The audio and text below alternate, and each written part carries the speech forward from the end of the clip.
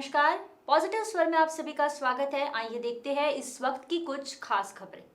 आयकर विभाग द्वारा शिवसेना की स्थायी समिति के अध्यक्ष यशवंत जाधव के आवास पर शुरू की गई जांच आखिरकार खत्म हो गई है। शुक्रवार सुबह से ही आयकर अधिकारी जाधव के घर पर डेरा डाले हुए थे। मिली जानकारी के अनुसार चौथे दिन करीब 75 घंटे के बाद अधिकारियों ने इस जांच को बंद कर दिया।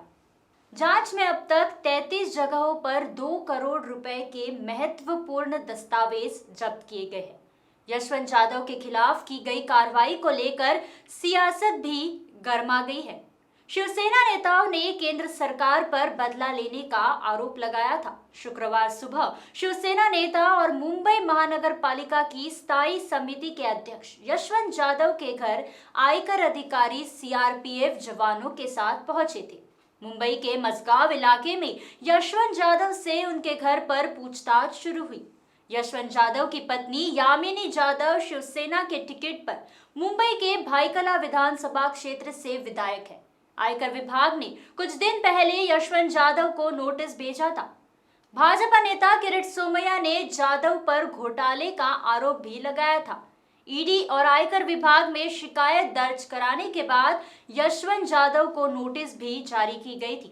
हालांकि ये पता चला है कि यशवंत जाधव के घर पर छापा मारा गया था क्योंकि उनसे संतोषजनक जवाब नहीं दिए थे। और अब बढ़ते हैं अगली खबर की ओर।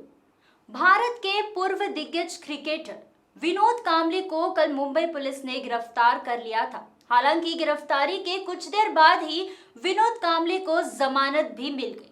दरअसल विनोद कांबली पर आरोप है कि उन्होंने मुंबई के बांद्रा में अपनी सोसाइटी के गेट में अपनी कार से टक्कर मार दी। इस घटना के बाद मुंबई पुलिस ने उन्हें भिड़फ्तार कर लिया था। विनोद कांबली ने मुंबई के बांद्रा स्थित अपनी रिहायशी सोसाइटी के गेट से रविवार दोपहर अपनी गाड़ी कथित रूप से भिड़ा दी, जिसके बाद उन्हें गिरफ्तार कर लिया गया। कांबली अक्सर अपनी पर्सनल लाइफ को लेकर भी चर्चा में रहते हैं। हाल ही में ये खिलाड़ी साइबर क्राइम का भी शिकार हुए थे। बता दें कि अभी कुछ समय पहले विनोद कांबली ऑनलाइन ठगी के भी शिकार हुए। कांबली को साइबर ठगों ने 1 लाख रुपए की चपत लगा दी थी, जिसके बाद इस संबंध में बांद्रा पुलिस थाने में एक मामला भी दर्ज किया गया। अपने करियर के दौरान विनोद कांबली ने 17 टेस्ट मैचों की 21 पारियों में 54.20 के औसत में कुल 1080 से भी ज्यादा रन बनाए। उनका बेस्ट स्कोर 227 रन रहा। ऐसा माना जाता था कि कांबली एक दिग्गज क्रिकेटर के तौर पर क्रिकेट को अलविदा कहेंगे, लेकिन उनका करियर विवादों के बाद ही खत्म हो गया। खबरों को महज खबर समझकर मत देखिए। हर खबर के होते हैं सिक्के की तरह 2 पहलू।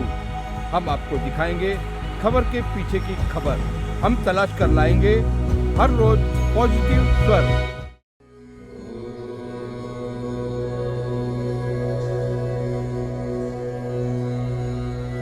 भारतीय संस्कृति का अपना अलग अंदाज है। इसी अलग अंदाज का दूजा नाम है योग। योग, जिसे हम योगा भी कहते हैं, शरीर की तंदुरुस्ती का घरेलू साधन है योग। हर तरह की बीमारियों को दूर रखता है योग। तो आइए हम आप भी अपनाएं योग, सीखें योग। और अब खबर बीड़ से। एक युवक ने अपनी सगी बहन पर जानलेवा हमला करने की दिल दहला देने वाली घटना सामने आई है। दरअसल इस युवक को अपनी बहन की दूसरी शादी मंजूर नहीं थी, इसीलिए उसने अपनी बहन और उसके मंगेतर पर जानलेवा हमला किया। महाराष्ट्र के बीड शहर में एक युवक ने अपनी बहन पर जानलेवा हमला की कोशिश की। दरअसल इस युवक को उसके बहन की दूसरी शादी मंजूर नहीं थी, इसीलिए उसने ये हमला किया।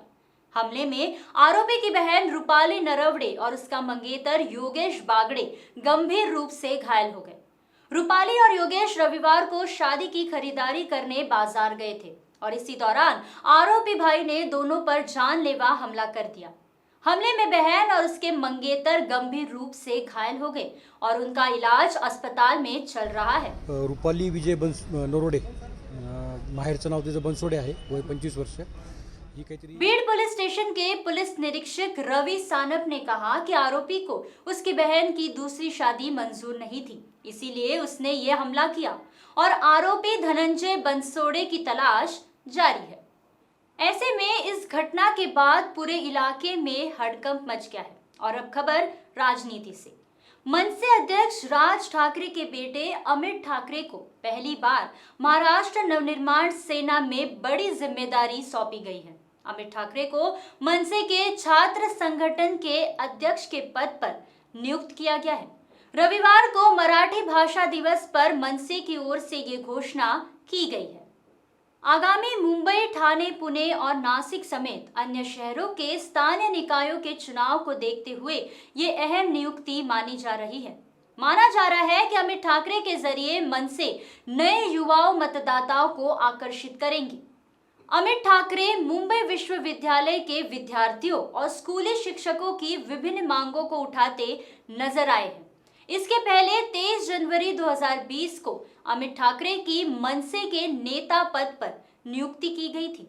उसी दिन मनसे ने पार्टी के झंडे का रंग बदलकर भगवा कर दिया था। मनसे के नेता पद की जिम्मेदारी मिलने के बाद से अमित ठाकरे राजनीति में सक्रिय है।